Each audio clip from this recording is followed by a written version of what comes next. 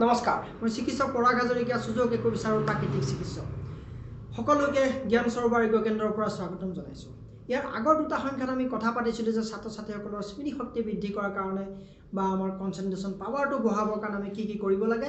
ইয়াৰ আগৰ দুটা ভিডিঅ'ত আমি আলোচনা কৰিলোঁ যে ব্ৰহ্ম মুহূৰ্তৰ কথা কৈছিলোঁ, খাদ্যৰ কথা কৈছিলোঁ, টোপনিৰ কথা কৈছিলোঁ, পঢ়াৰ নতুন টেকনিকৰ কথা কৈছিলোঁ। গতিকে আজি এটা সৰুকৈ মই 3টা পইণ্টছ দিম আমি খোৱা বোৱাৰ ওপৰত, যে আমি কিছুমান বনৌষধিৰ জৰিয়তে আমি মগজুটো শক্তিশালী কৰি ৰাখিব পাৰোঁ।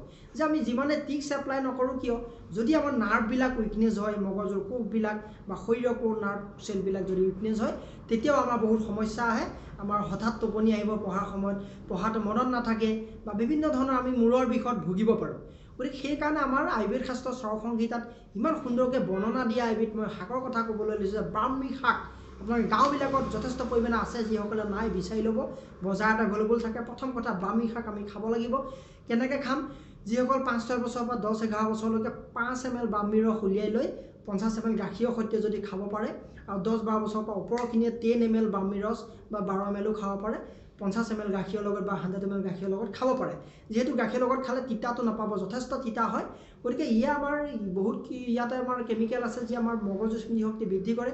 তাৰ লগতে কি হয়, আমাৰ বহুত ইয়াতে কেলছিয়ামৰ পৰিমাণ, আইৰণৰ পৰিমাণো আছে।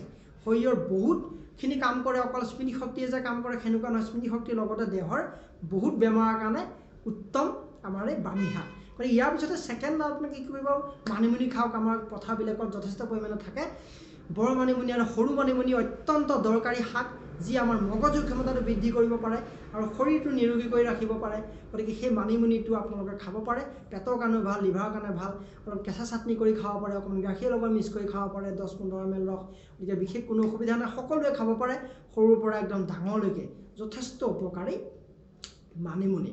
আৰু তাৰ লগতে কি কৰিব আপোনালোকে, তাৰপিছত 3 নম্বৰটো যে আমাৰ কেঁচা হালধিৰ ৰস যদি 5 ml 10 ml উলিয়াই মাজে মাজে আমি যদি গাখীৰৰ লগত আমি খাব পাৰোঁ, তেতিয়া সেইটোও আমাৰ স্মৃতিশক্তি বঢ়োৱাত সহায় কৰে।